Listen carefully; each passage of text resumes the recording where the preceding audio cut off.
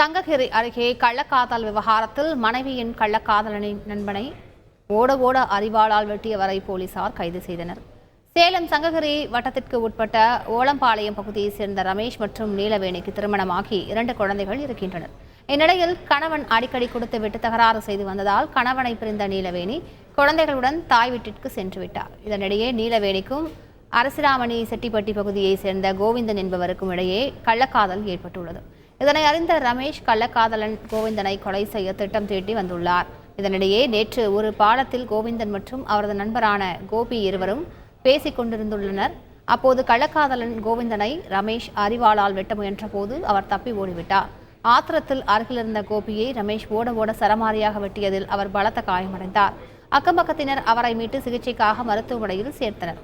இதுகுறித்த புகாரின் பெயரில் போலீசார் ரமேஷை கைது செய்து சிறையில் அடைத்தனர். செய்திகளை உடனுக்குடன் தெரிந்து கொள்ள உடனே சப்ஸ்கிரைப் பண்ணுங்க.